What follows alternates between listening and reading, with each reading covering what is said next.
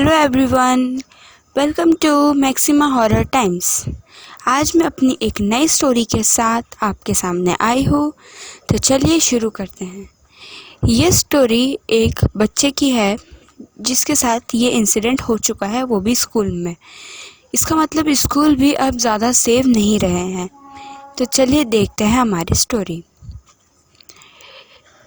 बहुत समय की बात है, जब मैं हाई स्कूल में पढ़ता था तभी मेरे और मेरे दोस्त के साथ एक ऐसा इंसिडेंट हुआ जो मैं शायद ज़िंदगी भर नहीं भुला सकता। वो एक ऐसा भयंकर एक्सपीरियंस था जो शायद मैं ज़िंदगी भर भी नहीं उसे भुलाने की कोशिश भी करूँ तो भी नहीं भुला सकता। समर का टाइम था, हमारी टीचर ने हमें प्रोजेक्ट दिया था बनाने के लिए और उन्हें हमें इस चीज़ की भी परमिशन दे के रखी थी कि हम अपने मनपसंद पार्टनर को चूज़ कर लें। तो मैंने अपने बेस्ट फ्रेंड पीटर को चूज़ किया, क्योंकि एक बेस्ट फ्रेंड ही है जो मेरे साथ रहता था। 2 वीक का टाइम था हमारे पास, पर 1 वीक तो हमने बिना कुछ किए ही गुजार लिया। पर जब प्रोजेक्ट देने के 3 दिन पहले की बात है तो पीटर ने मुझसे कहा, यार अब तो हमारे पास टाइम ही नहीं है यार, हमें किसी ना किसी जल्दी करते हुए हमें अपना प्रोजेक्ट बनाना चाहिए, नहीं तो हम फेल हो जाएंगे। मैंने उससे कहा, हाँ तुम सही कहते हो, हमने 1 वीक तो पूरा बर्बाद कर दिया है। पीटर बोलता है, हाँ पर एक प्रॉब्लम ये है कि हम प्रोजेक्ट बनाएंगे कहाँ।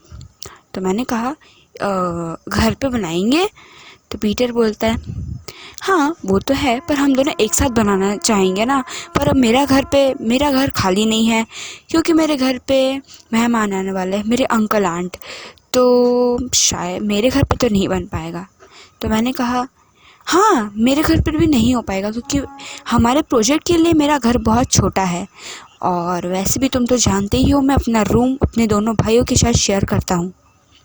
पीटर ने कहा, तो अब हम क्या करें। तो मेरे दिमाग में एक सुझाव आया कि क्यों ना हम स्कूल में ही करें।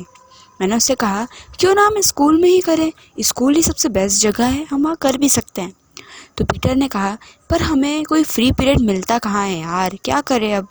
फिर मैंने कहा, रात में कर सकते हैं क्या। तो पीटर ने कहा, रात में, हाँ रात में कर सकते हैं। तो मैंने कहा, वो कैसे। पीटर ने कहा, क्योंकि रात में नाइट क्लासेस होती हैं, तो जब तक नाइट क्लासेस होंगी तब तक स्कूल खुला ही रहता है, तो इसलिए हम वहाँ बैठ के कर सकते हैं। फिर मैंने कहा, ठीक है। हम दोनों ने डिसाइड किया कि हम लोग रात में 12 बजे स्कूल के सामने आएंगे और फिर हम लोग जाएंगे अंदर। उसके बाद 12 बजे की बात है, हम दोनों तो अपनी जगह पे आ गए और हम दोनों अंदर चले गए स्कूल के। स्कूल तो देखने में इतना भयंकर दिख रहा था कि विश्वास ही नहीं हो रहा था कि यही स्कूल सुबह एक मंदिर जैसा दिखता है, एक सुंदर जगह दिखती है, पर अब ये तो एक हॉन्टेड मूवी जैसा दिख रहा है। हम दोनों डरते डरते अंदर गए।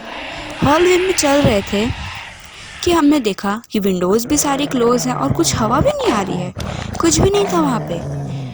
पीटर ने बोला, हाँ लगता है कोई भी नहीं है। मैंने कहा, हाँ एक्स्ट्रा क्लासेस और नाइट क्लासेस तो दूसरी रो में चल रही है, हमें यहीं कहीं पे करना होगा। तो पीटर ने कहा, हाँ। उसके बाद हमें एक लाइट दिखती है, हम वहाँ लाइट के नीचे जाके बैठ जाते हैं और हम लोग अपना काम करना शुरू कर देते हैं।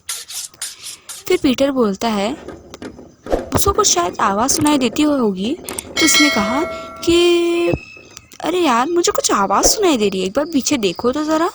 मैंने पीछे मुड़ के देखा तो कुछ भी नहीं था। फिर हम दोनों अपनी बातें करते करते अपना प्रोजेक्ट करना स्टार्ट कर दिया। जब हम लोग बात कर ही रहे थे तभी पीछे से मुझे कुछ आवाज़ आई किसी के चलने की। मैंने झट से पीछे देखा तो कोई भी नहीं था, पर हाँ वहाँ अंधेरे में से कोई चल के आ रहा था। उसका पैर घसट रहा था और एक पैर से वो चल रहा था। उसकी आंखें नज़र आ रही थी, वो तो बहुत भयंकर दिख रही थी। फिर वो धीरे धीरे करके उसका पूरा शरीर हमारे सामने आया और उसने हमारे स्कूल के वॉचमैन के जैसे कपड़े पहन के रखे थे। वॉचमैन नहीं, मतलब एक साफ़ सफाई करने वाले इंसान के जैसे। हमने उन्हें देखा तो हमें लगा कि शायद वो कोई साफ़ सफाई करने वाला होगा और वो था भी, और उसके हाथ में एक झाड़ू थी कड़क वाली। उसने हमें देखा और एक स्माइल दी। उसका फेस मुझे आज तक याद है, इतना घिनौना, क्या ही कर सकते थे। फिर पीटर ने कहा, जी आप कौन? तो उसने कहा, हे, कुछ नहीं, तुम लोग को यहाँ पे कुछ आवाज़ करते हुए देखा तो मुझे लगा कि कौन है, तो मैं आ गया। तो फिर मैंने कहा, कोई बात नहीं, हम यहाँ पे थोड़ी देर अपना काम करके फिर यहाँ से चले जाएंगे। फिर उसने कहा, नहीं कोई बात नहीं, वैसे भी यहाँ आता कौन है, मैं अकेला मुसाफिर, अब तुम दोनों मेरे साथ होगी तो अच्छा ही लगेगा मुझे। फिर मैंने कहा, बस हम कुछ ही देर में चले जाएंगे। तो फिर उसने अपनी गंदी सी स्माइल दिखाई और बोला, मैं तुम्हें यहाँ से जाने थोड़ी ना बोल रहा हूँ बच्चों, तुम लोग को जो करना है करो। और फिर हम लोग अपने काम पे लग गए, पर वो इंसान वहाँ से गया ही नहीं। वो वहीं पर खड़ा रहा अपनी झाड़ू को टिकाकर, और हम लोग दोनों को अपनी गंदी निगाहों से देखते हुए। वो एक इतनी गंदी और क्रीपी स्माइल दे रहा था कि मुझे क्रीप आउट हो गया। पीटर को गुस्सा आया और उसने उसकी तरफ देखा और बोला कि तुम चाहते क्या हो, तब से देख रहा हूँ यहाँ पे खड़े हुए हो। और उसने मेरी तरफ देखा और बोला, एक काम करते हैं, ये पागल के सामने खड़े होने से तो अच्छा ही है, करने से तो अच्छा ही है कि हम अपने स्कूल में किसी मैडम से फ्री पीरियड मांगकर अपना प्रोजेक्ट कंप्लीट कर लेना, कि इस पागल के सामने खड़े होने से। मुझे पता था कि ये पीटर गलत बोल रहा है, उसे हर्ट हुआ होगा, बट मैं भी तो यही चाहता था, क्योंकि वो एक इतनी गंदी नज़र से हमें देख रहा था कि इतना अनकंफर्टेबल फील हो रहा था। उसके बाद हम दोनों ने अपना बैग उठाया और वहाँ से जाने लगे। उस आदमी को जब हमने देखा, उसकी तो सारी नसें ही बाहर आ गई थी, इतना गुस्सा उसके चेहरे पर, उसकी आंखें पूरी लाल हो चुकी थी। उसने हमसे कहा, तुम लोग को शर्म नहीं आती? एक अकेले इंसान को छोड़ के जाते हो, बदतमीज़। और तुमने मुझे क्या बोला, पागल हूँ मैं? और तब पीटर ने बोला, हाँ तू पागल है एक नंबर का। उसके बाद हम दोनों वहाँ से जाने लगे। तभी उस इंसान ने अपनी कड़क झाड़ू से पीटर के सर पे इतनी ज़ोर से दे मारा कि वो बेचारा, उसका पूरा सर फट गया और वो नीचे बैठ गया, और इतना दर्द हो रहा था उसे। उसके बाद उस इंसान ने मेरी नाक पे मारा और मेरी पूरी नाक ही फूट गई। वो दर्द मुझे आज तक होने लगता है जैसे मैं बात करता हूँ। और फिर उसके बाद उसने पीटर का सर जोर से पकड़ा और उसके बालों से उसे घसीट कर जहाँ से वो आया था वही ले जाने लगा, उसी अंधेरी जगह पे। मुझे गुस्सा आया और मैं जोर से भाग कर गया और उसके बाल नोचे, जितना हो सकता था उतने उसके बाल नोच लिए मैंने, जितने मेरे हाथ में उतने। वो दर्द से काँप उठा। उसने पीटर को छोड़ के अब मेरा गला पकड़ लिया।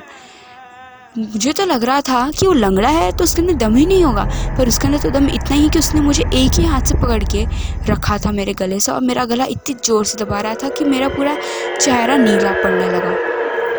मुझे सांस लेने में इतनी दिक्कत होने लगी और मेरे आंखों के सामने अंधेरा आने लगा। फिर मैं इतना घबरा गया, तभी मैंने अपनी जेब से एक पेंसिल निकाली और उसकी आंखों में ज़ोर से भोंक दी। पर वो इतना पागल और साइको इंसान था कि मैं क्या करता। मैंने उसकी आंखों में पेंसिल डाल भी दी, वो चिल्ला भी रहा था, उसकी आंखों से खून भी आ रहा था, फिर भी उसने मेरा गला नहीं छोड़ा। हाँ नहीं, मतलब सीरियसली। उसके बाद मुझे इतना गुस्सा आया कि मैंने उसकी पूरी की पूरी आंख में ही अपना पेंसिल घुमाना शुरू कर दिया। उसे इतना दर्द हो रहा था कि उसकी दर्द की चीखें अभी भी मुझे सुनाई देती है, पर वो मुझे छोड़ ही नहीं रहा था। थोड़े ही समय के बाद उसने मेरा गला एकदम से छोड़ दिया और उसको इतना दर्द हो रहा था कि वो पेंसिल मतलब उसकी आंखों में इतना घुस गई थी कि वो निकल भी नहीं रही थी। तभी फिर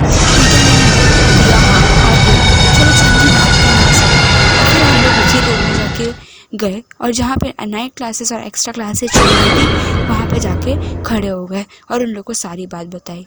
वहाँ के सभी लोगों ने, बच्चों ने और जो प्रोफेसर्स थे उन लोग ने हमें देखा और वो हैरान हो गए। उसके बाद हमारे पेरेंट्स और पुलिस को बुलाया गया। पुलिस ने उस आदमी को अरेस्ट कर लिया क्योंकि वो हॉलवे में ही पड़ा हुआ था। पर जब वो आदमी जा रहा था उसने मेरे तरफ घूर के देखा और मुझे एक गंदी सी स्माइल देके चला गया।